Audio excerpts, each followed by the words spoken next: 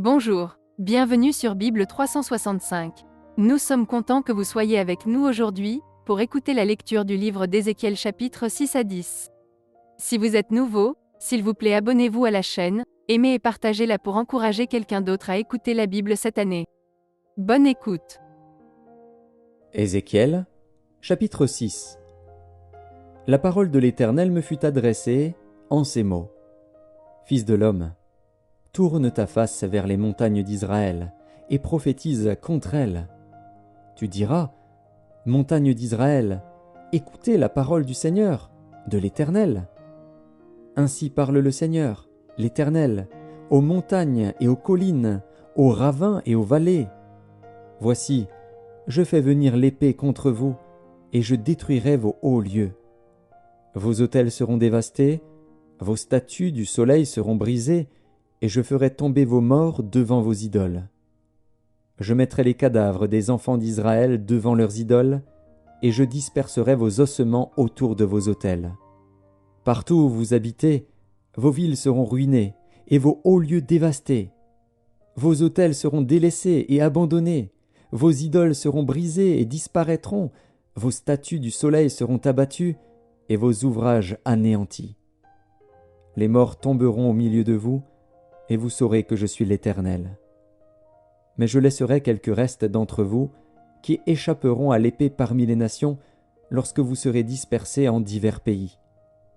Vos réchappés se souviendront de moi parmi les nations où ils seront captifs, parce que j'aurai brisé leur cœur adultère et infidèle, et leurs yeux qui se sont prostitués après leurs idoles.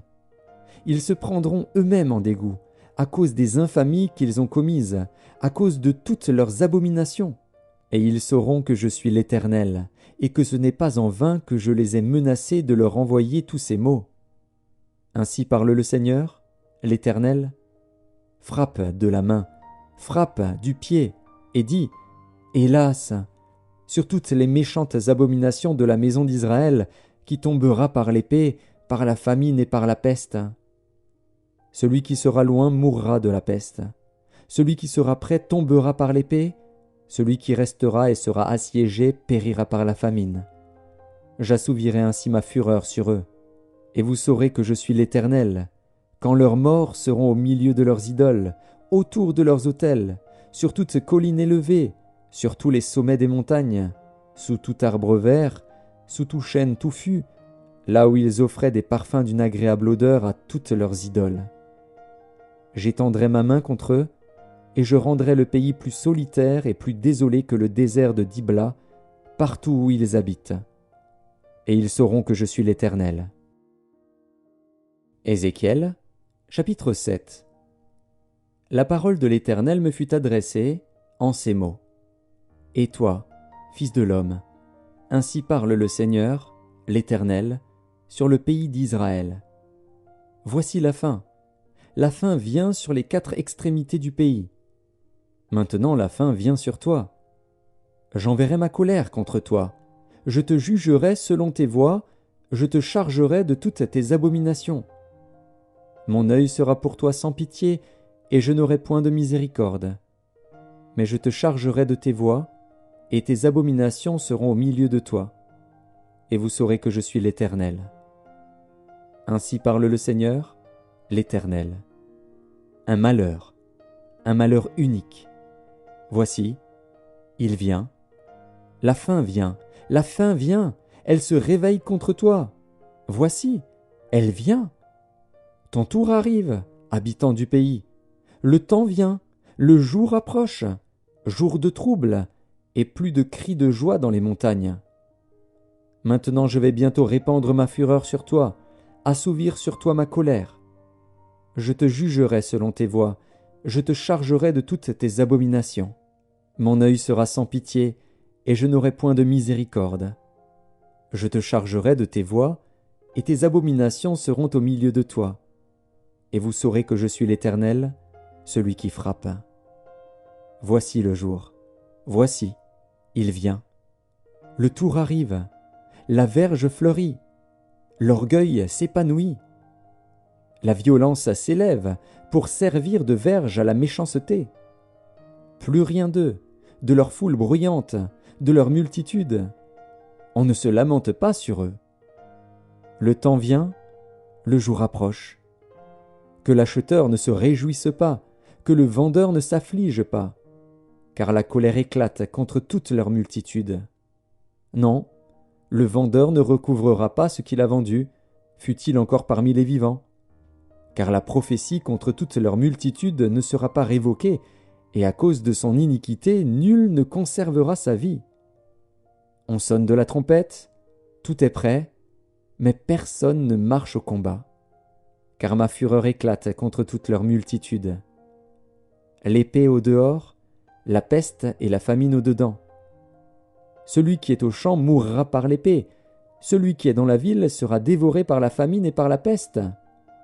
Leurs fuyards s'échappent, ils sont sur les montagnes, comme les colombes des vallées, tout gémissant, chacun sur son iniquité. Toutes les mains sont affaiblies, tous les genoux se fondent en eau. Ils se saignent de sacs, et la terreur les enveloppe. Tous les visages sont confus, toutes les têtes sont rasées. Ils jetteront leur argent dans les rues, et leur or sera pour eux un objet d'horreur. Leur argent et leur or ne pourront les sauver au jour de la fureur de l'Éternel. Ils ne pourront ni rassasier leur âme, ni remplir leurs entrailles, car c'est ce qui les a fait tomber dans leur iniquité. Ils étaient fiers de leur magnifique parure, et ils en ont fabriqué les images de leurs abominations, de leurs idoles. C'est pourquoi je la rendrai pour eux un objet d'horreur.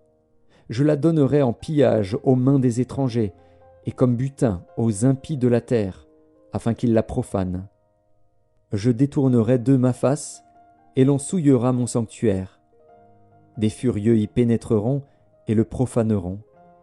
Prépare les chaînes, car le pays est rempli de meurtres, la ville est pleine de violence. Je ferai venir les plus méchants des peuples, pour qu'ils s'emparent de leurs maisons. Je mettrai fin à l'orgueil des puissants, et leurs sanctuaires seront profanés. La ruine vient. Ils cherchent le salut, et point de salut. Il arrive malheur sur malheur. Un bruit succède à un bruit. Ils demandent des visions aux prophètes. Les sacrificateurs ne connaissent plus la loi. Les anciens n'ont plus de conseils. Le roi se désole, le prince s'épouvante, les mains du peuple du pays sont tremblantes. Je les traiterai selon leur voie, je les jugerai comme ils le méritent, et ils sauront que je suis l'Éternel. Ézéchiel, chapitre 8. La 6e année, le 5e jour du 6e mois, comme j'étais assis dans ma maison, et que les anciens de Juda étaient assis devant moi, la main du Seigneur, de l'Éternel, tomba sur moi. Je regardai, et voici, c'était une figure ayant l'aspect d'un homme. Depuis ses reins en bas, c'était du feu, et depuis ses reins en haut, c'était quelque chose d'éclatant, comme de l'airain poli. Il étendit une forme de main, et me saisit par les cheveux de la tête. L'Esprit m'enleva entre la terre et le ciel, et me transporta, dans des visions divines, à Jérusalem, à l'entrée de la porte intérieure, du côté du septentrion, où était l'idole de la jalousie qui excite la jalousie de l'Éternel. Et voici, la gloire du Dieu d'Israël était là, telle que je l'avais vue en vision dans la vallée. Il me dit, « Fils de l'homme, lève les yeux du côté du septentrion. » Je levai les yeux du côté du septentrion. Et voici, cette idole de la jalousie était au septentrion de la porte de l'autel, à l'entrée. Et il me dit, « Fils de l'homme, vois-tu ce qu'ils font, les grandes abominations que commet ici la maison d'Israël, pour que je m'éloigne de mon sanctuaire? Mais tu verras encore d'autres grandes abominations. » Alors il me conduisit à l'entrée du parvis. Je regardai, et voici, il y avait un trou dans le mur. Et il me dit, « Fils de l'homme, perce la muraille. » Je perçai la muraille, et voici, il y avait une porte. Et il me dit, « Entre, et vois les méchantes abominations qu'ils commettent ici. » J'entrai, et je regardai. Et voici, il y avait toutes sortes de figures de reptiles et de bêtes abominables, et toutes les idoles de la maison d'Israël, peintes sur la muraille tout autour. 70 hommes des anciens de la maison d'Israël, au milieu desquels était Jaazania, fils de Shaphan, se tenaient devant ces idoles, chacun l'encensoir à la main, et il s'élevait une épaisse nuée d'encens. Et il me dit, « Fils de l'homme, vois-tu ce que font dans les ténèbres les anciens de la maison d'Israël, chacun dans sa chambre pleine de figures? Car ils disent, « L'Éternel ne nous voit pas, l'Éternel a abandonné le pays. » Et il me dit, « Tu verras encore d'autres grandes abominations qu'ils commettent. » Et il me conduisit à l'entrée de la porte de la maison de l'Éternel, du côté du septentrion. Et voici, il y avait là des femmes assises qui pleuraient Tammuz. Et il me dit, « Vois-tu, fils de l'homme, tu verras encore d'autres abominations plus grandes que celles-là. » Et il me conduisit dans le parvis intérieur de la maison de l'Éternel. Et voici, à l'entrée du temple de l'Éternel, entre le portique et l'autel, il y avait environ 25 hommes, tournant le dos au temple de l'Éternel et le visage vers l'Orient. Et ils se prosternaient à l'Orient devant le soleil. Et il me dit, « Vois-tu, fils de l'homme, est-ce trop peu pour la maison de Juda de commettre les abominations qu'ils commettent ici? Faut-il encore qu'ils remplissent le pays de violence et qu'ils ne cessent de m'irriter? Voici, ils approchent le rameau de leur nez. Moi aussi, j'agirai avec fureur. Mon œil sera sans pitié, et je n'aurai point de miséricorde. Quand ils crieront à haute voix à mes oreilles, je ne les écouterai pas. » Ézéchiel, chapitre 9. Puis il cria d'une voix forte à mes oreilles. « Approchez, vous qui devez châtier la ville, chacun son instrument de destruction à la main. » Et voici, 6 hommes arrivèrent par le chemin de la porte supérieure du côté du septentrion, chacun son instrument de destruction à la main. Il y avait au milieu d'eux un homme vêtu de lin et portant une écritoire à la ceinture. Ils vinrent se placer près de l'autel d'airain. La gloire du Dieu d'Israël s'éleva du chérubin sur lequel elle était et se dirigea vers le seuil de la maison. Et il appela l'homme vêtu de lin et portant une écritoire à la ceinture. L'Éternel lui dit, « Passe au milieu de la ville, au milieu de Jérusalem, et fais une marque sur le front des hommes qui soupirent et qui gémissent à cause de toutes les abominations qui s'y commettent. » Et, à mes oreilles, il dit aux autres, « Passez après lui dans la ville, et frappez, que votre œil soit sans pitié, et n'ayez point de miséricorde. Tuez, détruisez les vieillards, les jeunes hommes, les vierges, les enfants et les femmes. Mais n'approchez pas de quiconque aura sur lui la marque. Et commencez par mon sanctuaire. » Ils commencèrent par les anciens qui étaient devant la maison. Il leur dit, « Souillez la maison et remplissez de morts les parvis. Sortez !» Ils sortirent et ils frappèrent dans la ville. Comme ils frappaient, et que je restais encore, je tombais sur ma face, et je m'écriais, « Ah, Seigneur éternel, détruiras-tu tout ce qui reste d'Israël en répandant ta fureur sur Jérusalem ?» Il me répondit, « L'iniquité de la maison d'Israël et de Juda est grande, excessive. Le pays est rempli de meurtres, la ville est pleine d'injustice, car ils disent, « L'Éternel a abandonné le pays, l'Éternel ne voit rien. » Moi aussi, je serai sans pitié, et je n'aurai point de miséricorde. Je ferai retomber leurs œuvres sur leurs têtes.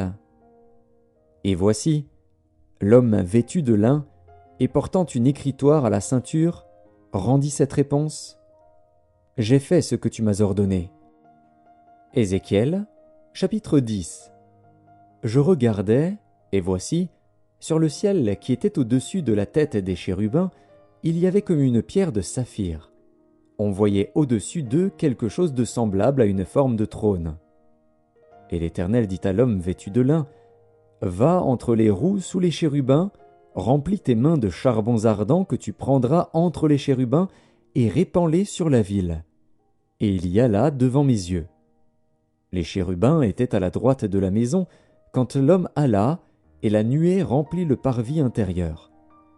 La gloire de l'Éternel s'éleva de dessus les chérubins et se dirigea vers le seuil de la maison. La maison fut remplie de la nuée, et le parvis fut rempli de la splendeur de la gloire de l'Éternel. Le bruit des ailes des chérubins se fit entendre jusqu'au parvis extérieur, pareil à la voix du Dieu Tout-Puissant lorsqu'il parle. Ainsi l'Éternel donna cet ordre à l'homme vêtu de lin: « Prends du feu entre les roues, entre les chérubins. » Et cet homme alla se placer près des roues. Alors un chérubin étendit la main entre les chérubins vers le feu qui était entre les chérubins. Il en prit et le mit dans les mains de l'homme vêtu de lin. Et cet homme le prit et sortit. On voyait aux chérubins une forme de main d'homme sous leurs ailes. Je regardais, et voici, il y avait 4 roues près des chérubins, une roue près de chaque chérubin. Et ces roues avaient l'aspect d'une pierre de chrysolite. À leur aspect, toutes les 4 avaient la même forme. Chaque roue paraissait être au milieu d'une autre roue. En cheminant, elles allaient de leurs 4 côtés, et elles ne se tournaient point dans leur marche. Mais elles allaient dans la direction de la tête, sans se tourner dans leur marche. Tout le corps des chérubins, leur dos, leurs mains et leurs ailes étaient remplis d'yeux, aussi bien que les roues tout autour, les 4 roues. J'entendis qu'on appelait les roues tourbillons. Chacun avait 4 faces. La face du premier était une face de chérubin, la face du second une face d'homme, celle du troisième une face de lion, et celle du quatrième une face d'aigle. Et les chérubins s'élevèrent. C'étaient les animaux que j'avais vus près du fleuve du Kébar. Quand les chérubins marchaient, les roues cheminaient à côté d'eux. Et quand les chérubins déployaient leurs ailes pour s'élever de terre, les roues aussi ne se détournaient point d'eux. Quand ils s'arrêtaient, elles s'arrêtaient, et quand ils s'élevaient, elles s'élevaient avec eux, car l'esprit des animaux était en elles. La gloire de l'Éternel se retira du seuil de la maison et se plaça sur les chérubins. Les chérubins déployèrent leurs ailes et s'élevèrent de terre sous mes yeux quand ils partirent, accompagnés des roues. Ils s'arrêtèrent à l'entrée de la porte de la maison de l'Éternel vers l'Orient. Et la gloire du Dieu d'Israël était sur eux, en haut. C'étaient les animaux que j'avais vus sous le Dieu d'Israël près du fleuve du Kébar, et je reconnus que c'étaient des chérubins. Chacun avait 4 faces, chacun avait 4 ailes, et une forme de main d'homme était sous leurs ailes. Leurs faces étaient semblables à celles que j'avais vues près du fleuve du Kébar. C'était le même aspect, c'étaient eux-mêmes. Chacun marchait droit devant soi.